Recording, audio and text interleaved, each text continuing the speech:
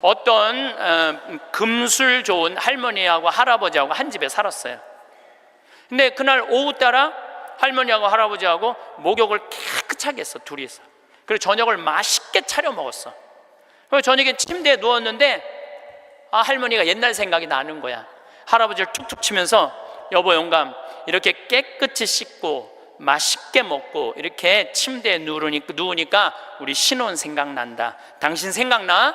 신혼 때 당신 이렇게 냉랭하지 않았어. 당신 신혼 때 잘 때 내 손 꼭 잡아주던 거 생각나 안 나? 딱 그런 거예요. 할아버지 가만히 생각해보니까 손을 잡아줘야 될 것 같은 거야. 그래서 할머니 손을 싹 잡았어요. 그랬더니 할머니가, 여보 영감, 당신이 내 손 잡아주니까 너무 행복하다. 근데 당신 생각나? 당신 신혼 때 이렇게 내 손 잡는 걸로 끝내지 않았어.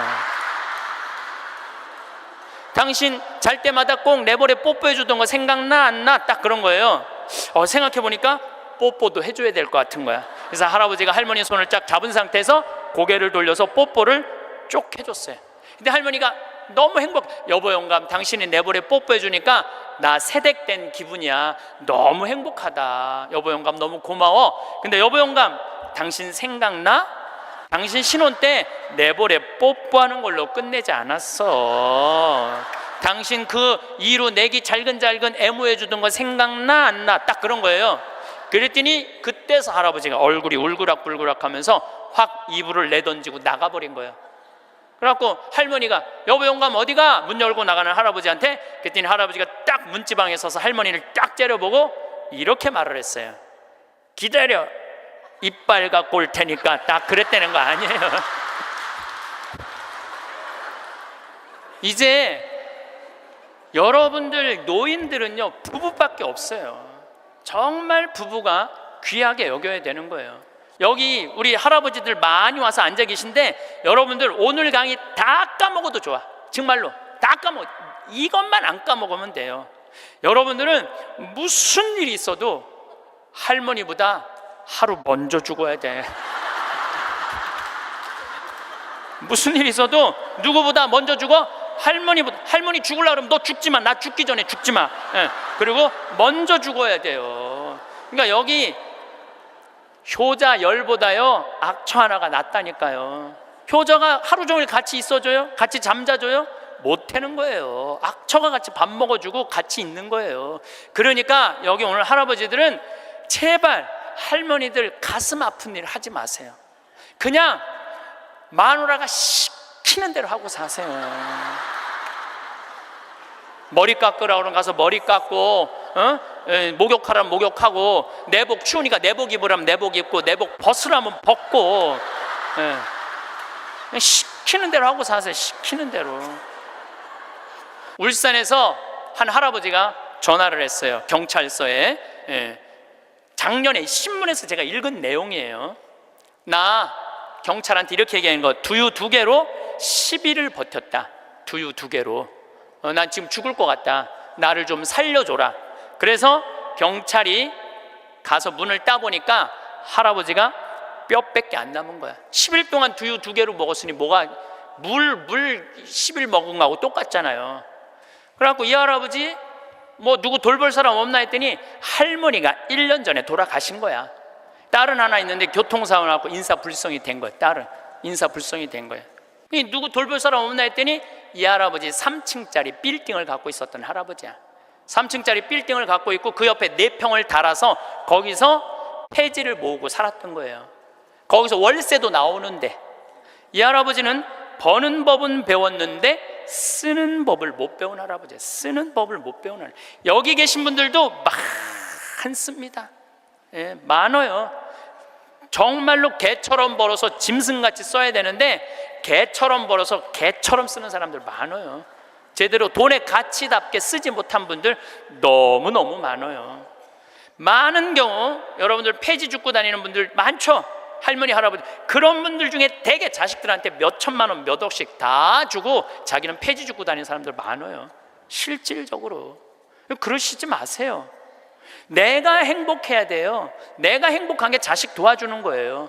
내가 직접 받은 전화인데 85살 된 할머니예요. 85살 됐는데 70에 아들이 그러더래요. 어머니, 나 이제 어머니 어차피 모셔야 되고 어머니도 이제 나하고 같이 살아야 되지 않느냐?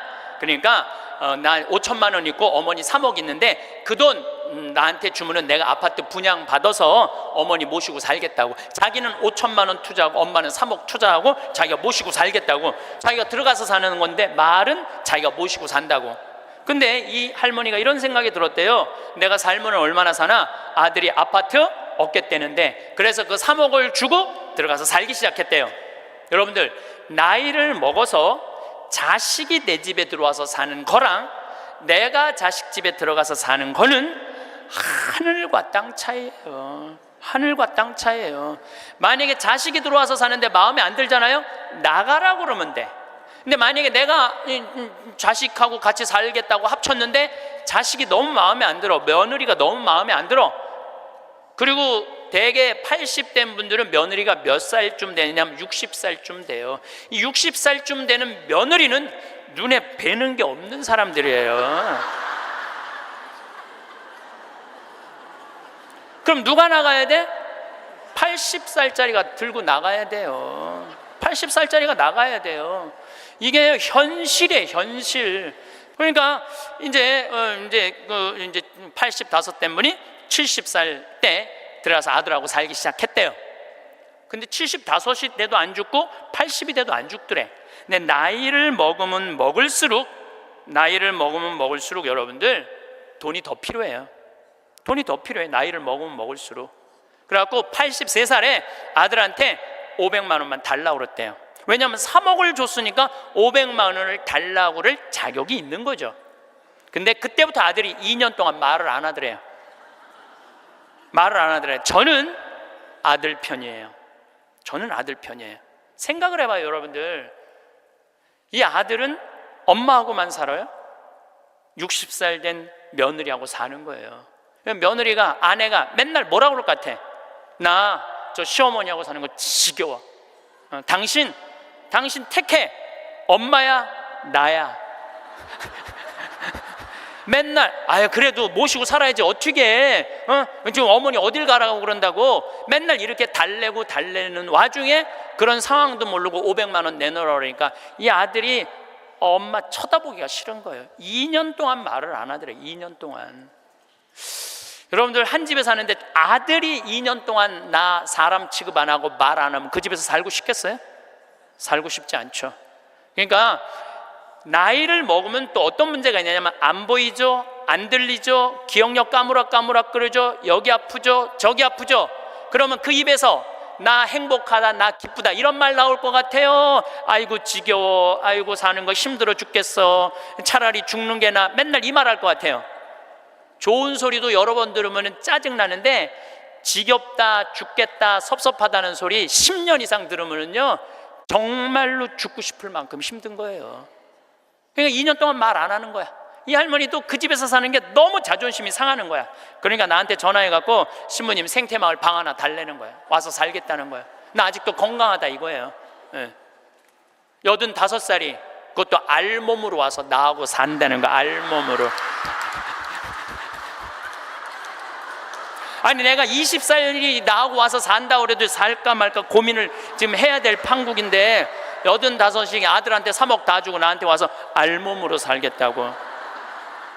할머니, 우리 생태마을은 피정집입니다. 그래서 할머니 드릴 방이 없습니다. 내가 그 방 많은 거 아는데 왜 방이 그 많은 방이 비느냐 이거예요. 내놓으라는 거예요. 할머니 죄송하다고, 우리는 피정집이라 내년 지금 10월 달까지 지금 실질적으로 거의 예약이 끝났어요. 할머니 드릴 방이 없어 죄송해요.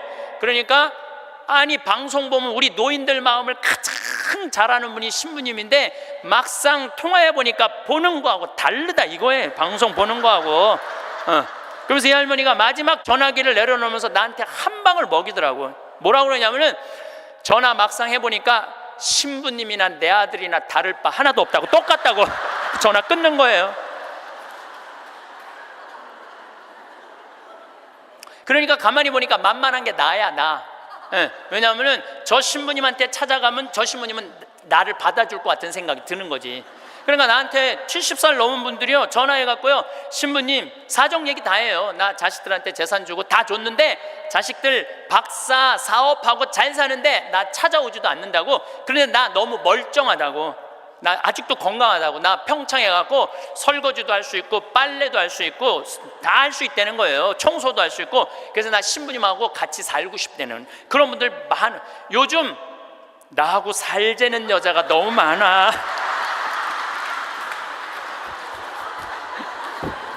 1년에 500명도 더 되는 것 같아.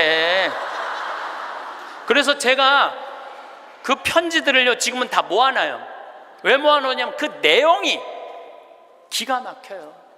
내용이 내가 신부님 자식을 어떻게 키워서 어떻게 성공시키고 어떻게 재산을 물려줬는데 나한테 이럴 수가 있느냐고 그렇게 구구절절 편지 쓰는 분이 많아요. 그런데 그 자식 재산은 찾아올 생각하지 않고 내가 자식보다 낫게 생각이 드는 거지. 나하고 살자고. 그러니까 이 할머니는 정말로 어디다 마음 둘 데가 단 한 군데도 없죠. 만약에 이 할머니가 3억을 그대로 가지고 있었다면 그 서름 안 받았을 거예요. 그 서름 안 받고 그냥 자기 인생 사는 거예요. 아들은 아들 인생 사는 거고. 그럼 서로 섭섭할 것도 없어. 원수 될 것도 없어요. 근데 뭐가 원수가 되는 줄 알아요? 줄 거 다 주고 원수가 된다니까. 줄 거 다 주고 해줄 도리 다 해고도 원수가 된다니까. 그러니까 자식한테 돈을 주는 게 아니에요. 주지 마세요. 이제 뭐하러 주세요 자신을. 여러분들이 만약에 70살에 다 살았다고 생각하고 자식들한테 재산을 물려주는 순간 여러분들은 자식 잃어버리고 재산 잃어버리고 인생 잃어버리는 거예요. 여러분들 70살에 자식들한테 재산 주면은 자식이 계속 찾아오고 용돈 주고 찾아와요 안 찾아와요? 용돈도 안 주고요 찾아오지도 않아요. 그래서 이번 10월 2일 날 노인의 날 무슨 법이 발효가 됐느냐면 불효자 방지법이 발의가 됐어요. 불효자 방지법이 뭐냐면은 내가 재산 주고 다 줬는데 집도 줬는데 자식이 용돈도 안 주고 찾아오지도 않으면은 내가 준 재산, 내가 준 집을 다시 찾아올 수 있는 법 아니에요. 그냥 다시 찾아올 수 있는 건 넌 용돈도 안 주고 나 책임도 안 지니까 원래 내 자산이니까 내 다시 갖고 올게. 그런데 70살이 넘어서 법원에 다시 준 재산 찾아오겠다고 법원에 소송 걸 수 있는 할머니들이 몇 명이나 될 것 같아요?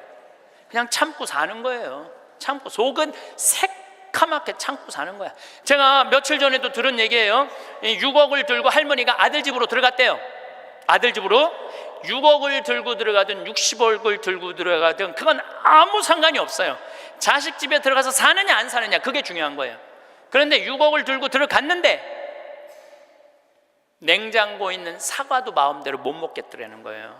왜냐하면 이거 혹시 며느리가 손자 주려고 갖다 놓은 거 아닌가. 그래서 전화를 했는데요. 얘야 나 이거 먹어도 되느냐고. 왜 그러고 사느냐 이거예요. 그냥 혼자 편안하게 6억짜리면 3억짜리 아파트 가고 3억은 은행에다 넣어놓고 한 달에 100만 원만 써도 30년을 먹고 살 수 있는데 왜 그렇게 사느냐 이거예요.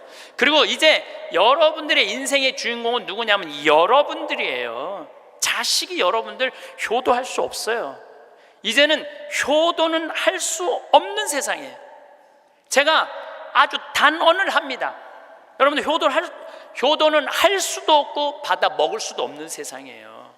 생각을 해봐요. 여러분들 110살까지 산다고 생각을 해봐. 110살 먹은 엄마가 90살 먹은 아들한테 전화해갖고 얘야 너 왜 나 요즘 안 찾아와? 그러면은 90살 먹은 아들이 당황스러울 거예요. 엄마 아직도 안 죽은 건가? 죽었는지 안 죽었는지 지금 헷갈리는데 가끔씩 엄마가 전화해갖고 너 왜 나 안 찾아오냐면 아들이 90살 먹은 아들이 당황스러울 것 같아요? 안 당황스러울 것 같아요? 살았는지 죽었는지도 몰라요. 90살 된 아들은. 막말로 여기 계신 분들 지금 8, 90 된 어머니 하루에 몇 번 생각해요? 떨어져 살면은 일주일에 한 번도 생각 안 할 때도 많을 거예요. 일주일에 한 번도. 근데 엄마는 오로지 자식만 생각하는 거야. 왜? 자기 인생을 살 줄 몰라서 그러는 거예요. 자아실현이 뭔지 몰라서 그런 거예요. 자아실현. 자기 인생을 산 사람은 자식이 있든 없든 자식이 찾아오든 안 찾아오든 아무 상관없이 자기 인생을 살아요. 근데 자기의 삶이 없는 사람은 오로지 자식만 쳐다보고 110살 때도 90살 먹은 아들한테 너 왜 나 안 찾아와? 나 너밖에 없는데. 그럼 아들이 엄마가 지금 죽었다가 살아난 건지 살았다가 죽은 건지 이거 헷갈린다니까 아들이. 이제는 효도는 없는 시대예요. 효도는 없는 시대예요. 이제는 부모 자식 사이에 효도는 없어요. 아까도 말씀드렸지만 사랑밖에 없어요.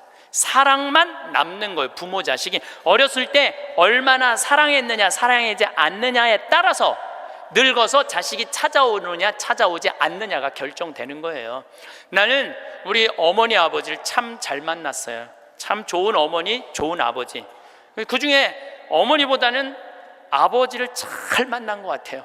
아버지를 뭐 어머니도 좋지만 아버지는 그거보다 훨씬 좋아요. 훨씬.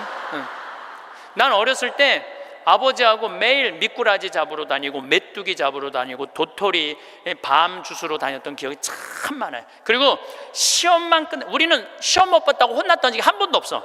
그런데 어쨌든 시험만 끝나면 아버지가 짜장면을 사서 초등학교 때 우리는 항상 나는 한 달에 한 번은 아버지하고 짜장면을 먹으러 갔어요. 내가 2년 전에 우리 형이 둘이거든요. 형들한테 이제 무슨 같이 놀면서 나 어렸을 때 아버지가 시험 끝나면 꼭 짜장면을 사줬어. 나 막내라 그렇게 사줬는 것 같아. 그랬더니 형들이 그러는 거예요. 너도 먹었냐? 우리도 시험 끝나면 꼭 먹었는데? 그러더라고요. 생각해보니까 열받더라고요. 나는 한 달에 한 번 먹고 아버지는 한 달에 3번씩이나 먹었던가 생각을 해보니까. 그러니까 어렸을 때 미꾸라지도 어떻게 잡았느냐면은 논에 보면 웅덩이 있죠? 옆에 거기 물 다 퍼내. 아버지하고 바가지로 다 퍼내면 그 진흙 안에 미꾸라지 많아. 그럼 그거 탁 잡아다 그 잡는 그 느낌이 얼마나 좋은지 몰라요. 미꾸라지가 진흙을 딱 잡으면은 미꾸라지가 꾸물쭉꾸물쭉하고 막 생기는 거 있잖아요. 우렁도 있고 참 행복한 시절 보냈어요. 그러니까 이제 아버지를 생각하면은 참 마음이 따뜻해요. 아버지를 생각하면. 근데 중학교 3학년 때 내가 옥상에서 밤에 담배를 피고 있는데 어험 소리가 들리더라고. 어험 소리가. 고개를 돌려보니까 아버지 뒷모습이야. 아버지가 내 담배 피는 걸 보고 내려가신 거예요. 너무 미안하더라고요. 왜냐하면 나는 손찌검 한번 하신 적 없는 아버지인데 그 좋은 아버지한테 담배 피는 모습을 중학교 3학년 아들이 보였으니 얼마나 미안해요. 그냥 아버지 쳐다보기가 정말로 얼굴을 들을 수가 없었어요. 근데 아버지가 하루가 지나도 말이 없고 이틀이 지나도 말이 없는 거야. 일주일이 지났는데도 말이 없으신 거예요. 그래서 난 이렇게 생각했어요. 깜깜해서 못 보셨나 보다. 이렇게 생각을 했어요. 근데 2주일이 됐는데 2주일째 누나가 나를 부르는 거예요. 막내야. 항상 저를 막내라고 부르거든요. 우리 집에서는. 막내야, 얘기 좀 하자. 그래 얘기해. 그랬더니 너 담배 피니? 그러더라고요. 나 담배 펴. 왜냐하면 그때 제가 중학교 2학년 3학년 고등학교 1학년 거의 3년을 학교를 거의 안 다녔거든요. 뭐 여러 가지 몸이 안 좋아갖고 학교 안 다니니까 할 일이 뭐가 있어. 맨날 그냥 담배나 피고 앉아 있는 거죠. 학교 다니면 담배 필 시간 없지만 학교 안 다니니까 담배 필 시간이 얼마나 많아요. 맨날 담배나 피고 있는데 너 담배 피니? 그래서 나 담배 펴. 그랬더니 아버지가 나한테 얘기하더라. 너 건강도 안 좋은데 담배 끊었으면 좋겠다고. 그러니까 우리 아버지는 아들한테 이 얘기를 하고 싶은데 직접적으로 말하면은 서로 간에 충격이 있을 것 같은 생각을 하신 거예요. 그러니까 나하고 제일 친한 누나한테 얘기를 한 거죠. 그래서 아주 정중한 나한테 부탁을 해 오신 거죠. 그때 내가 받은 아버지에 대한 감동은요, 이거는 지금도 나는 아버지가 세상에서 제일 커요. 아버지가 세상에서 제일 큰 분이에요. 내 인생에 있어서. 그러니까 지금도 한 달에 한 번 아버지를 안 보면은 내가 못 견뎌요. 보고 싶어. 막 보고 싶어요. 그래서 나는 요즘은 11월, 12월 내 시간이 하나도 없어요. 아버지 만나러 갈 시간이 없어. 그래도 내일은 내가 수원에 강의가 있거든요. 우리 집이 수원이니까 내가 아침에 나오면서 전화했어요. 아버지 같이 밥 먹자고. 그러니까 아버지하고 밥을 먹고 아버지를 쳐다보고 있으면 내가 행복해. 우리 아버지는 나이가 85살이에요. 나는 해가 가면 갈수록 아버지가 더 좋아요. 해가 가면 갈수록. 나 시간 남은 수원 가서 여자 안 만나요. 아버지 만나지. 근데 아버지가 지난 10월 달에 우리 생태마을에 오셔서 산에 가셔서 산삼을 2뿌리를 캐갖고 오셨어요. 아들 준다고, 나 준다고 2뿌리를 캐갖고 오셨어요. 그런데 그런 거조차도 나는 오랫동안 기억에 남을 거예요. 우리 아버지는 지금 산에 가갖고 바위 틈에 그 꽃을 산삼 그거를 잎을 보셔갖고 그걸 캐갖고 이 손마디보다 약간 두꺼운 걸 2개를 캐갖고 오셨는데, 지금도 나는 아버지가 90살이 되든 95살이 되든 100살이 되든 아버지를 보고 싶은 마음은 변함이 없을 거라고 생각을 해요. 아버지를 보고 싶은 마음은. 왜냐하면 너무너무 사랑하니까. 앞으로는 여러분들 앞으로 펼쳐질 세상에 여러분들 자식한테 효도해라, 나 찾아와라 이런다고 자식이 찾아올 것 같아? 지금 부모 안 찾아가는 자식이 650만 명 중에 125만 명이 부모 안 찾아가요. 추억이 있어야지. 먹고 마시고 놀았던 기억이 있어야지.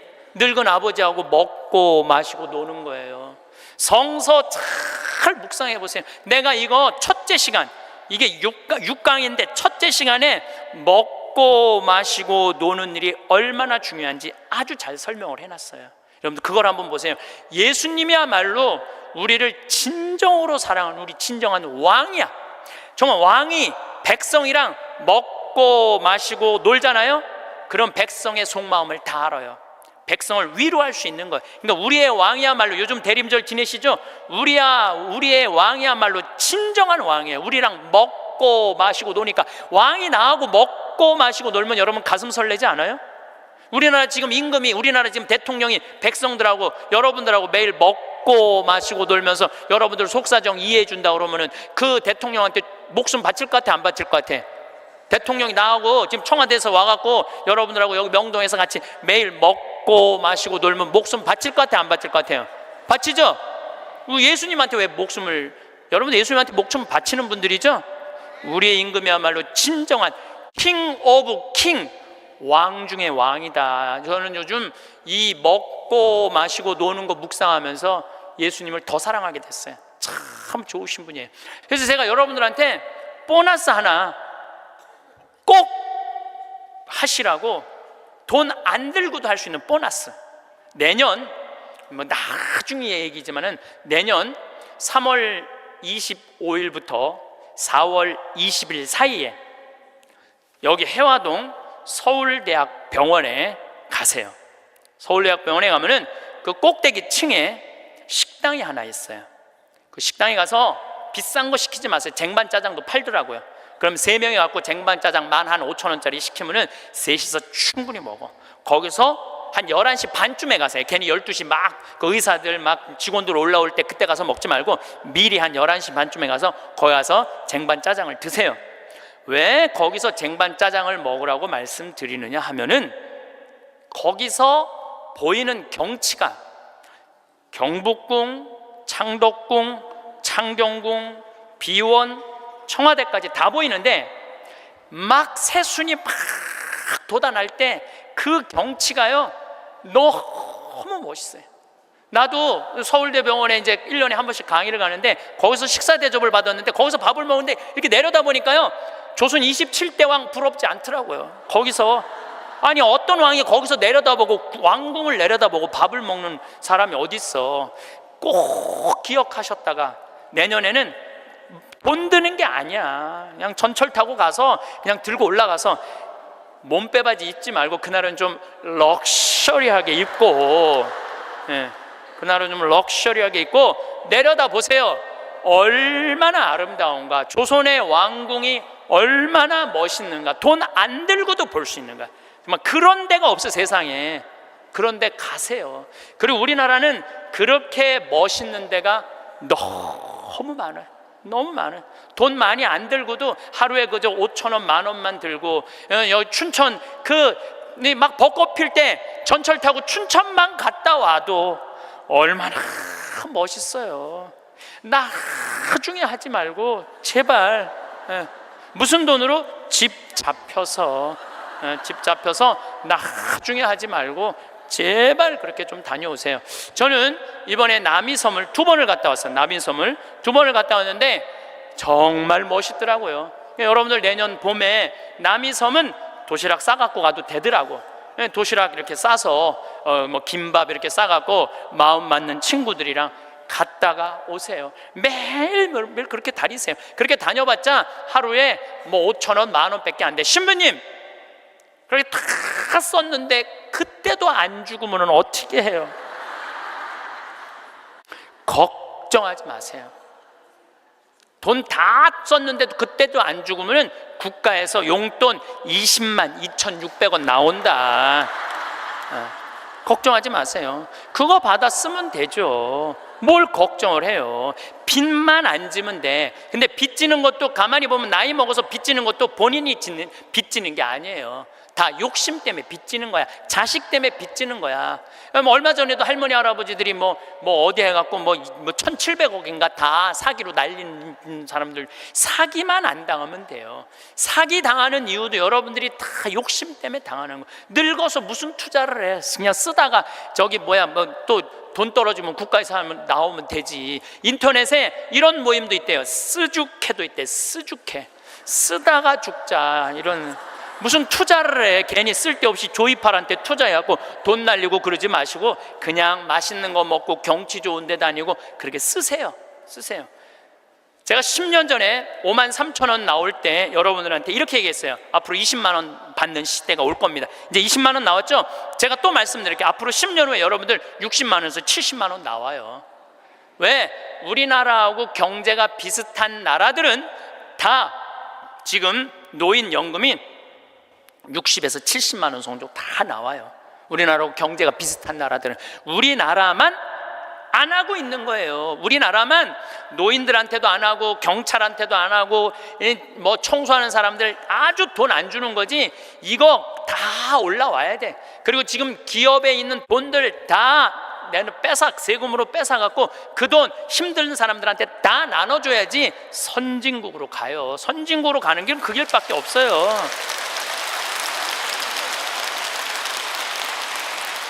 미국은 가보니까 할머니 한 분이 95살 먹은 할머니야. 이번 LA 갔는데 나한테 용돈을 $1,000를 주더라고요. 정말로 나이 많으신 분이야. 용돈을 $1,000를 100만 원을 주는 거예요. 할머니 무슨 돈이 있어? 우리 돈 많아. 그래. 내가 그래서 궁금해갖고 물어봤어. 미국의 할머니들은 한 달에 돈 하나도 없는 분들 연금이 얼마 나오냐면 $800가 나와요. $800면 우리나라 돈으로 85만 원이 나와요. 85만 원. 그런데 85만 원뿐만 아니라 집도 없어 이런 분들은 그러면 아파트 월세까지 다 나와요. 시골은 $200, 도시는 $300 하거든 월세가. 그것까지 다 나오는 거니까 한 달에 100만 원 정도가 나오는 거야. 근데 만약에 이 할머니가 한 달에 100만 원을 줬는데 1년 연말 결산을 해봤는데 100만 원을 다 안 써서 50만 원밖에 안 썼어. 그러면은 이 할머니는 돈이 있던가 돈이 필요 없던가 하는 할머니라고. 그 다음에는 연금을 40만 원밖에 안 줘요. 그래서 미국에 다녀보면 할머니들이요 그 돈 쓰려고 얼마나 돌아다니는지 몰라요. 그러니까 쓰죽해가 생기는 거야. 쓰다 죽자. 그냥 나한테 용돈도 $1,000씩 주는 거지. 내가 그 할머니한테 5년 전에도 나한테 만나서 그랬대요. 그래서 할머니 손을 잡고, 할머니 내가 한 5년 후에 여기 또 올 것 같은데 그때 또 봐요. 그랬더니 그때는 좀 생각을 해봐야 될 것 같아 그러시더라고요. 100살 때는 생각을 해봐야 되겠다 이거죠. $30,000가 통장에 넘었으면요 연금을 안 줘요. 미국도. 그러니까 자기 통장에 3,000만 원 밑으로 자꾸 만드는 거예요. 쓰라는 거예요. 근데 우리나라도 그렇게 갑니다. 분명히 그렇게 가요. 그리고 우리나라가 부정적인 요소도 많지만은 제 판단에는 앞으로 전 세계에서 가장 발전한 나라 중에 하나예요. 우리나라가. 그러니까 걱정하지 마세요. 예수님이 걱정하지 말라고 해도 뭘 이렇게 쓸데없는 걱정을 많이 하고 그래.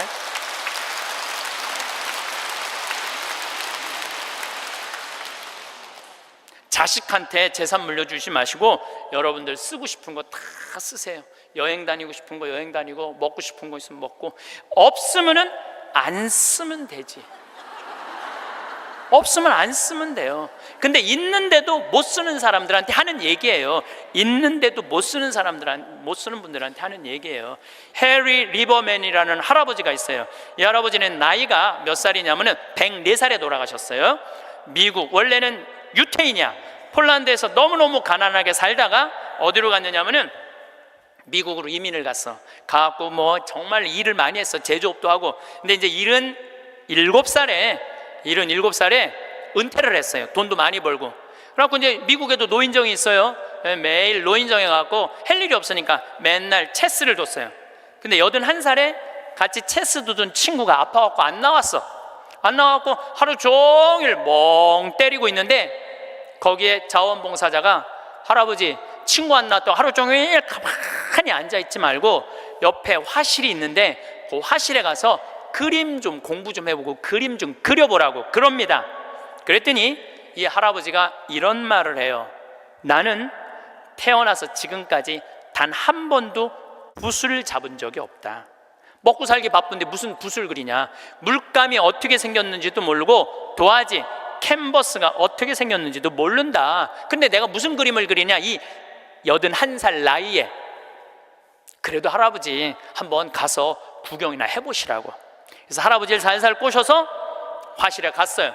근데 이 할아버지가 화실에 가서 붓을 보고 물감을 보고 캔버스를 보는 순간 어떤 생각이 들었느냐면은 어렸을 때 폴란드의 그 아름다운 경치를 그리고 싶었던 거야. 그래서 붓을 들어 그림을 그리기 시작을 했어요. 근데 이 할아버지가 색깔을 조합하고 그림을 그리는데 프랑스의 샤갈이라는 화가보다도 그림을 더 잘 그리는 거야. 그래서 이 할아버지 별명이 미국의 샤갈이에요. 그래서 이 할아버지가 뭐 배울 것도 없어. 기본적인 몇 가지만 하고부터 전시회를 했는데 101살까지 전시회를 해요. 근데 101살까지 전시회를 하는데 나이 먹으면 보통 전시회 하면은 동네에서 그런 식으로 하잖아요. 근데 이 할아버지는 그런 전시회가 아니야. 그런 전시회가 아니라 어떤 전시회냐면 미국의 모든 미술관이 와서 이 할아버지 그림을 소장하고 싶어서 경매를 할 정도로 유명한 전시회를 해요. 101살 때 20일에 전시회를 할 때 기자 400명이 모였대요. 기자들이 물어봤대요. 할아버지한테, 할아버지 어떻게 이렇게 20일에 걸쳐서 이 세계적인 그림을 그릴 수 있느냐고. 할아버지 대단하다고. 그랬더니 이 해리 리버맨이라는 할아버지가 이런 말을 해요. 나는 내 그림이 유명한지 안 유명한지 난 잘 모르겠다. 근데 나는 81살부터 101살까지 내 인생은 가장 찬란하고 가장 행복했다.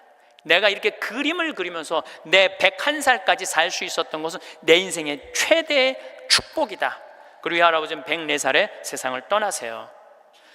여기 계신 모든 분들 지금 안에 재능이 있을 것 같아요? 없을 것 같아요? 재능이 있어요. 지금 60, 70, 80 되신 분들도 재능이 다 있으세요.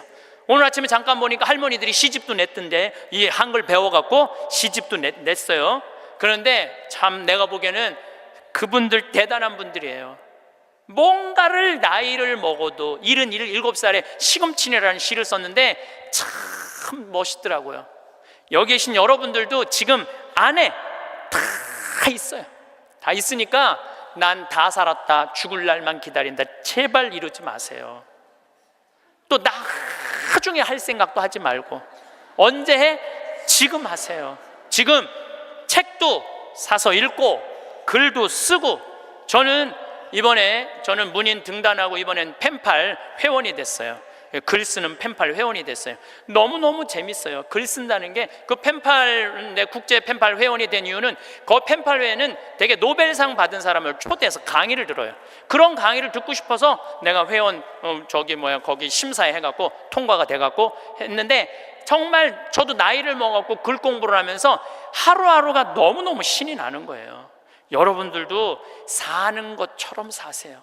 제발 자식들한테 전화하고 그러지 말고, 그것도 110살에 전화해갖고 너 왜 나 안 찾아오냐 이러지 마시고 여러분들의 인생을 사시기를 바라겠습니다. 어느 95살 되신 분의 회한을 적은 내용입니다. 어느 95세의 어른의 수기. 나는 젊었을 때 정말 열심히 일했습니다. 그 결과 나는 실력을 인정받았고 존경을 받았습니다. 그 덕에 65세 때 당당한 은퇴를 할 수 있었죠. 그런 내가 30년 후인 95살 생일 때 얼마나 후회의 눈물을 흘렸는지 모릅니다. 내 65년의 생애는 자랑스럽고 떳떳했지만 이후 30년의 삶은 부끄럽고 후회되고 비통한 삶이었습니다. 나는 퇴직 후 이제 다 살았다. 남은 인생은 그냥 덤이다 라는 생각으로 그저 고통 없이 죽기만을 기다렸습니다. 덧없고 희망이 없는 삶, 그런 삶을 무려 30년이나 살았습니다.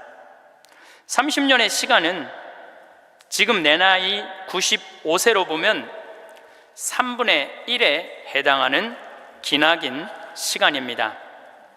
만일 내가 퇴직할 때 앞으로 30년을 더 살 수 있다고 생각했다면 난 정말 그렇게 살지는 않았을 것입니다. 그때 나 스스로가 늙었다고, 뭔가를 시작하기에는 늦었다고 생각했던 것이 큰 잘못이었습니다. 나는 지금 95살이지만 정신이 또렷합니다. 앞으로 10년, 20년을 더 살지 모릅니다. 이제 나는 하고 싶었던 어학 공부를 시작하려 합니다. 그 이유는 단 한 가지, 10년 후에 맞이하게 될 105번째 생일날 95살 때 왜 아무것도 시작하지 않았는지 후회하지 않기 위해서입니다. 우리가 죽는 날만 기다리는 사람은 사는 게 재미가 하나도 없어요. 죽는 날만 기다리는 사람은. 근데 이분은 65살에 은퇴하고 나는 죽는 날을 이제 죽을 거야.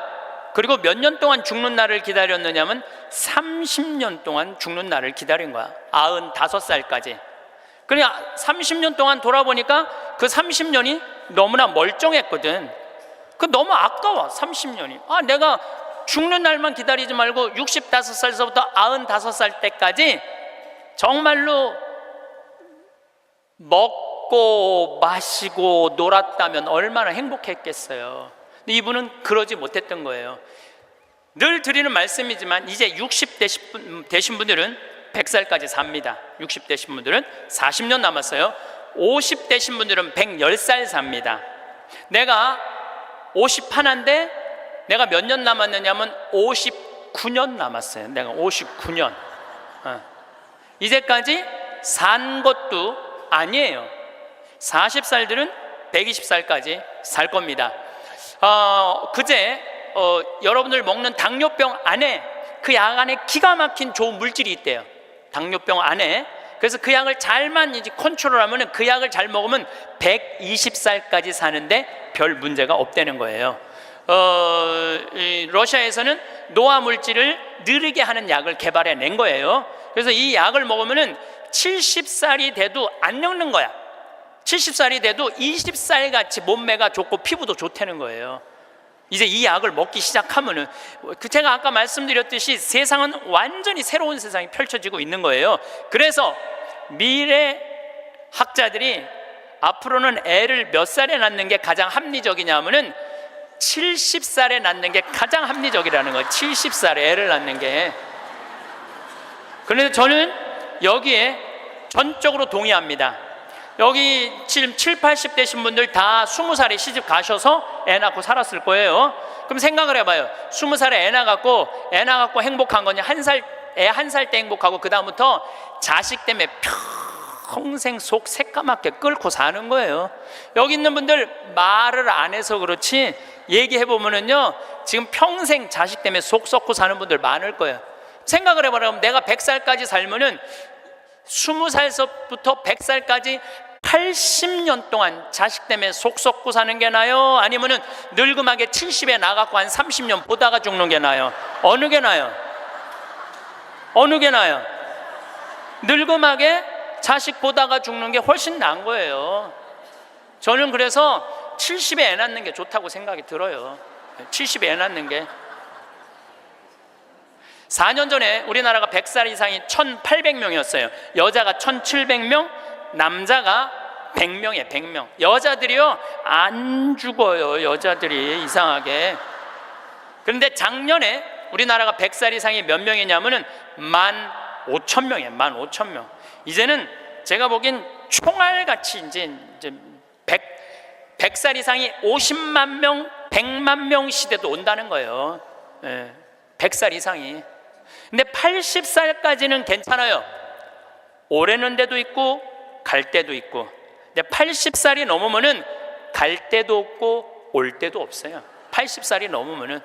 그러니까 80살 넘는 분들 대부분은 어떻게 사느냐 하면은 뒷방에 앉아갖고 하루 종일 앉아있는 거. 뒷방에 앉아갖고. 그럼 뒷방에 하루 종일 앉아있는 분들 웃을 것 같아 안 웃을 것 같아?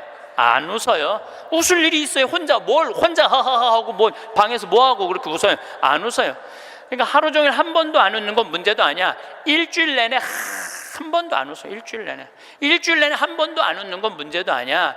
80살에서부터 90살까지 10년 동안 한 번도 안 웃고 사는 할머니들 많아요. 그런 할머니들은 90살 때 보면 얼굴이 어떤 줄 알아요?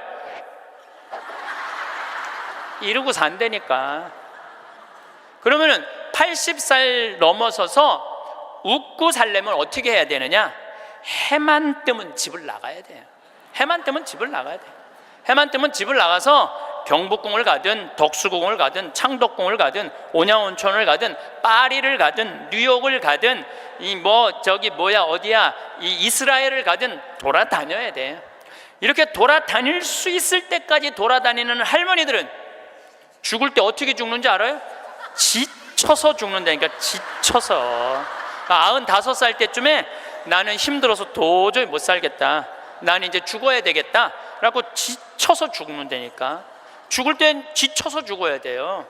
근데 어떤 분이 자기도 미치냐 뭐 자식도 미치게 하는 분이 어떤 분이냐면은 80살에서부터 90살까지 돈 쓰는 거 무서워갖고 한 번도 바깥에 안 나가는 사람들. 이런 사람들은 10년 동안 안 움직이면요 허벅지에 뼈밖에 없어요. 근육이 하나도 없어요. 이분들은 90살에 할 수 있는 일은 딱 한 가지예요. 누워서 똥오줌 싸는 거예요. 90살에 똥오줌을 싸기 시작하면요 삶의 질은 완전히 바닥으로 떨어지는 거예요. 싸는 본인도 힘들고 치는 자식들도 힘든 거예요. 생각을 해봐요. 여러분들 90살이 싸는 똥이랑 1살이 싸는 똥이 같아? 이건 달라요. 1살이 싸는 똥은 향이라도 나지. 향이라도 나요. 90살이 싸는 똥은 서로 못 견디는 거예요. 여러분들이 자식한테 줄 수 있는 최고의 선물은 뭔 줄 아세요? 내 발로 마지막까지 화장실 가 주는 게 자식한테 줄 수 있는 마지막 선물이에요. 그러려면 어떻게 해야 돼? 나가야 돼. 무조건 돌아다녀야 돼요. 무슨 돈으로? 집 잡혀서 돌아다녀요. 집 잡혀서 돌아다니세요. 자식한테 물려줄 생각하지 말고. 마침 기도로 제가 자식들하고도 가장 중요한 건 사랑입니다.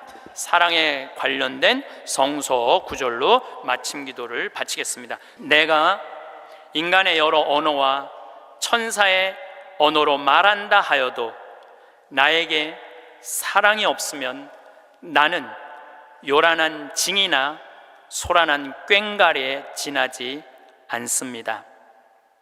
내가 예언하는 능력이 있고 모든 신비와 지식을 깨닫고 산을 옮길 수 있는 큰 믿음이 있다 하여도 나에게 사랑이 없으면 나는 아무것도 아닙니다. 내가 모든 재산을 나누어 주고 내 몸까지 자랑스레 넘겨준다 하여도 나에게 사랑이 없으면 나에게는 아무 소용이 없습니다. 사랑은 참고 기다립니다. 사랑은 친절합니다. 사랑은 시기하지 않고 뽐내지 않으며 교만하지 않습니다. 사랑은 무례하지 않고 자기 이익을 추구하지 않으며 성을 내지 않고 앙심을 품지 않습니다. 사랑은 모든 것을 덮어주고 모든 것을 믿으며 모든 것을 바라고 모든 것을 견디어 냅니다. 집 안에 오래 머무는 습관이 우리를 늙게 만듭니다. 밖으로 나가는 일이 점점 줄어들면서 몸은 굳어지고 마음도 함께 작아집니다. 창밖을 보며 오늘은 춥다, 오늘은 귀찮다, 내일 나가면 되지 하는 생각이 쌓이다 보면 어느새 밖으로 나가는 일 자체가 큰 일처럼 느껴집니다. 하지만 진실은 반대입니다. 움직이지 않으면 몸은 더 빨리 무너지고 마음은 더 빨리 시듭니다. 우리 몸은 사용하지 않으면 잊어버립니다. 다리 근육도, 균형 감각도, 심장의 박동도 모두 움직임 속에서 유지됩니다. 집 안에서 하루 종일 소파에 앉아 있는 것과 밖으로 나가 30분을 걷는 것은 단순히 장소의 차이가 아닙니다. 그것은 삶을 유지하는 것과 서서히 포기하는 것의 차이입니다. 걷는 동안 우리는 혈액순환을 촉진하고 뼈를 튼튼하게 하며 뇌에 산소를 공급합니다. 무엇보다 밖으로 나가는 행위 자체가 살아있음을 확인하는 의식입니다. 밖으로 나가면 세상이 보입니다. 계절이 바뀌는 모습, 나무의 색깔, 사람들의 표정, 거리의 소리, 이 모든 것들이 우리에게 말을 겁니다.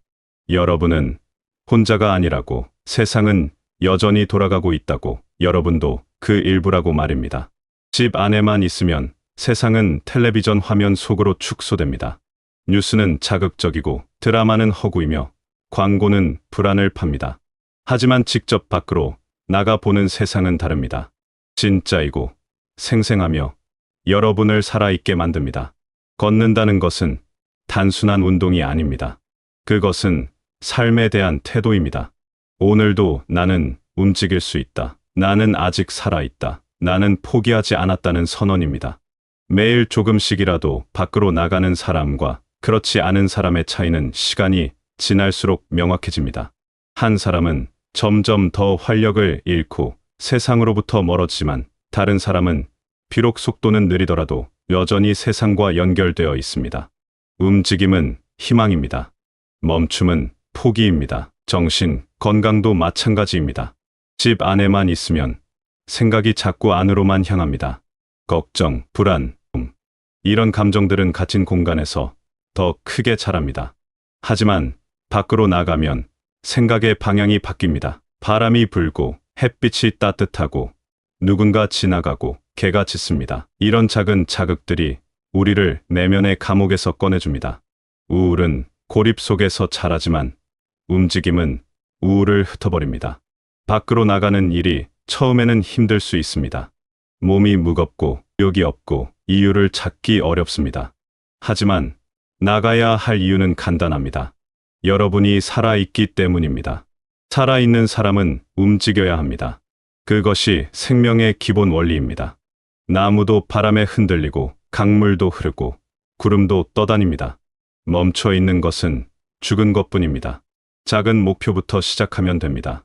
매일 집 앞까지만 나가보는 것, 우편함을 확인하러 가는 것, 근처 공원을 한 바퀴 도는 것, 거창할 필요가 없습니다. 중요한 것은 밖으로 나가는 습관을 만드는 것입니다. 습관이 되면 그것은 더 이상 힘든 일이 아니라 하루의 일부가 됩니다. 아침에 세수를 하듯 밥을 먹듯 밖으로 나가는 것이 자연스러워집니다. 밖으로 나가는 것은 여러분 자신을 위한 가장 기본적인 돌봄입니다. 비싼 건품이나 특별한 운동 프로그램이 필요한 것이 아닙니다. 그냥 밖으로 나가면 됩니다. 신발을 신고 문을 열고 한 걸음씩 걸으면 됩니다. 그것만으로도 여러분의 몸과 마음은 살아납니다. 움직임 속에서 우리는 다시 삶의 주인이 됩니다. 기대는 마음속 깊은 곳에 자리 잡고 있습니다. 자식이 전화하기를 기대하고, 배우자가 먼저 이해해 주기를 기대하고, 친구가 연락하기를 기대합니다. 이런 기대는 자연스러운 감정처럼 보이지만 사실은 우리를 가장 많이 아프게 하는 감정입니다. 기대는 충족되지 않을 때 실망으로 변하고, 실망이 쌓이면 마음의 상처가 됩니다. 상처가 깊어지면 우리는 세상을 향해 문을 닫게 됩니다. 타인에게 기대를 거는 것은 내 행복의 열쇠를 다른 사람 손에 쥐어주는 것과 같습니다. 상대가 그 열쇠를 돌려주면 다행이지만 돌려주지 않으면 우리는 문 앞에서 기다리다 지칩니다. 자식이 자주 찾아오기를, 배우자가 내 마음을 알아주기를, 친구가 먼저 안부를 묻기를 바라는 동안 우리는 수동적인 존재가 됩니다. 누군가의 행동을 기다리며 하루하루를 보내는 삶은 내 것이 아닙니다. 기대를 내려놓는다는 것은 냉정해지는 것이 아닙니다. 오히려 현실을 있는 그대로 받아들이는 지혜입니다.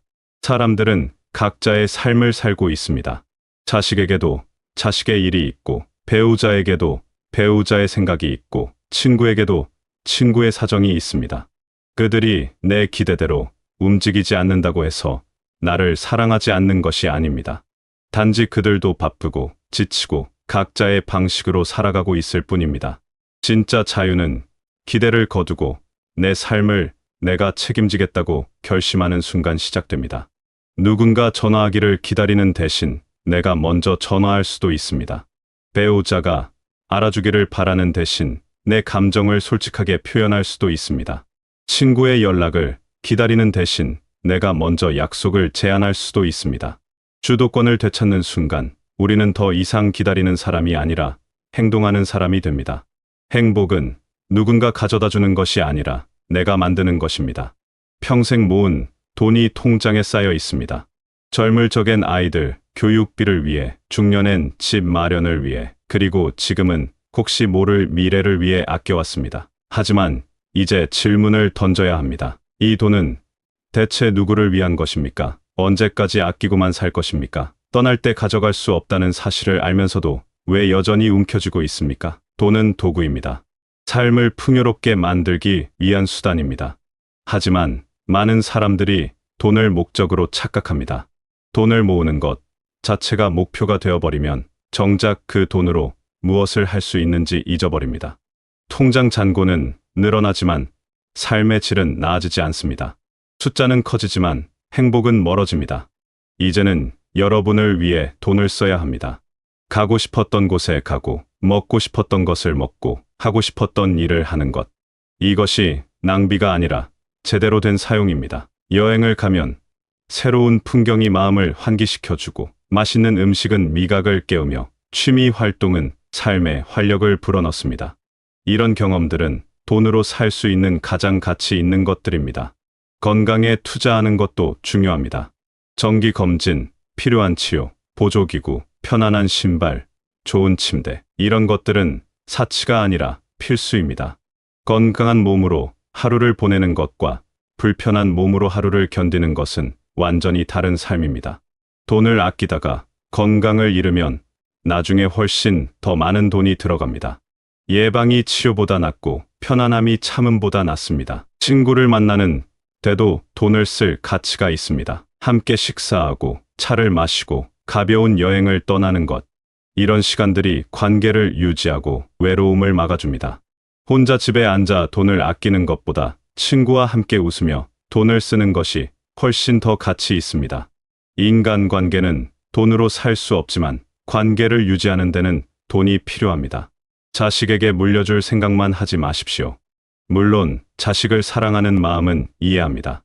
하지만 여러분이 불편하게 살면서까지 모은 돈을 물려받은 자식이 과연 행복할까요? 차라리 여러분이 그 돈으로 행복하게 사는 모습을 보여주는 것이 더 큰 유산입니다.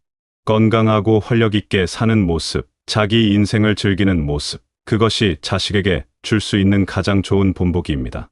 돈을 쓴다는 것은 삶을 긍정하는 행위입니다.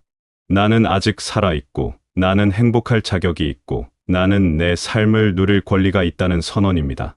통장에 쌓인 숫자는 죽어있는 돈이지만 여러분의 경험과 건강과 관계에 쓰인 돈은 살아있는 돈입니다. 살아있는 돈은 여러분을 살아있게 만듭니다. 삶은 선택의 연속입니다. 매일 아침 눈을 뜨면 선택해야 합니다. 오늘 집에만 있을 것인가, 밖으로 나갈 것인가, 타인의 행동을 기대하며 기다릴 것인가, 내 삶을 주도적으로 살 것인가, 돈을 움켜쥐고 있을 것인가, 나를 위해 쓸 것인가. 이 선택들이 모여서 하루가 되고 하루가 모여서 인생이 됩니다. 움직이는 삶과 멈춰 있는 삶의 차이는 시간이 지날수록 극명해집니다. 처음에는 작은 차이처럼 보입니다. 오늘 하루 밖에 나가지 않는다고 해서 당장 큰 문제가 생기지는 않습니다. 하지만 그것이 한 달, 6달, 1년이 되면 몸은 변합니다. 근육이 줄고 균형감이 떨어지고 의욕이 사라집니다. 반대로 매일 조금씩이라도 움직이는 사람은 시간이 지나도 활력을 유지합니다. 느리더라도 걷고 약하더라도 움직이고 힘들더라도 나가는 습관이 삶을 지켜줍니다. 기대를 내려놓는 것도 연습입니다. 오랫동안 타인에게 의지하며 살아온 사람에게 갑자기 독립하라고 하면 막막합니다. 하지만 작은 것부터 시작하면 됩니다. 오늘 하루는 누군가의 전화를 기다리지 않기, 대우자가 먼저 말을 걸어주기를 바라지 않고 내가 먼저 대화 시작하기, 자식의 방문을 기다리지 않고 내가 할 수 있는 일에 집중하기. 이런 작은 변화들이 쌓이면 마음의 중심이 바뀝니다. 타인에게 있던 무게 중심이 나에게로 옮겨옵니다. 돈을 쓰는 것도 연습이 필요합니다. 평생 아끼며 살아온 사람에게 갑자기 돈을 쓰라고 하면 죄책감이 듭니다. 하지만 죄책감을 느낄 이유가 없습니다. 여러분이 번 돈이고 여러분이 모은 돈입니다. 그것을 여러분을 위해 쓰는 것은 당연한 권리입니다.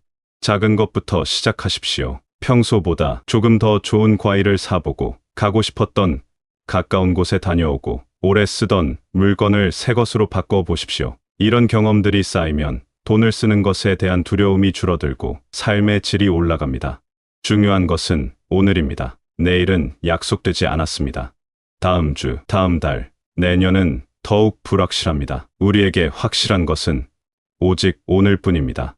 그렇다면 오늘을 어떻게 보낼 것인가가 가장 중요한 질문입니다.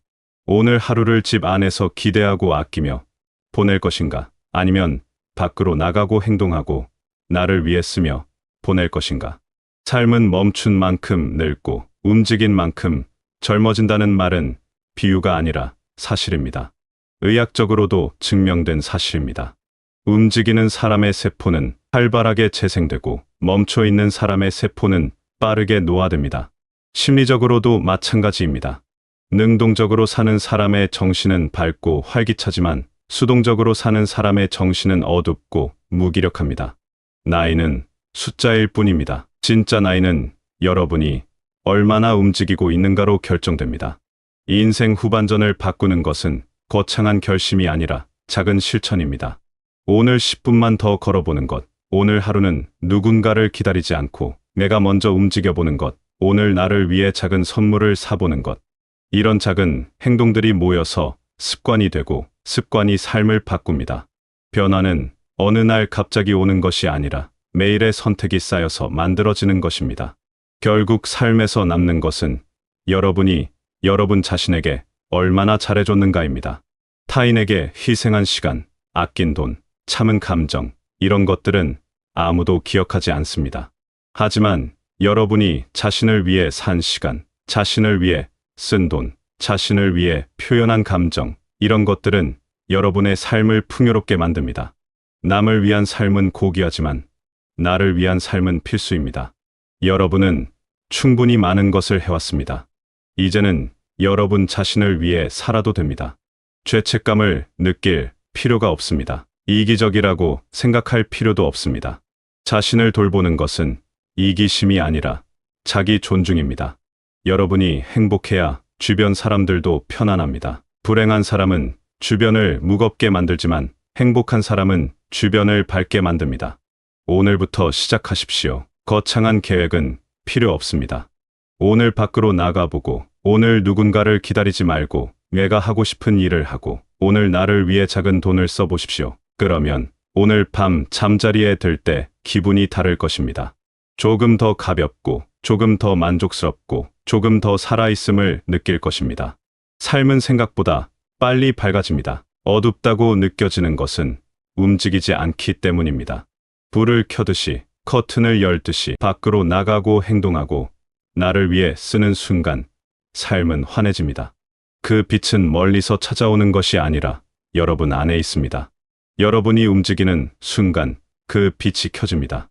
여러분의 남은 시간이 풍성하고 따뜻하고 밝기를 바랍니다. 매일 조금씩 밖으로 나가고 타인에게 기대지 않고 자신의 삶을 주도하며 자신을 위해 기꺼이 투자하는 삶을 사시길 바랍니다. 그것이 여러분이 마땅히 누려야 할 삶입니다. 오늘 하루도, 내일도, 그 이후의 모든 날들이 여러분 자신을 위한 시간이 되시길 바라겠습니다.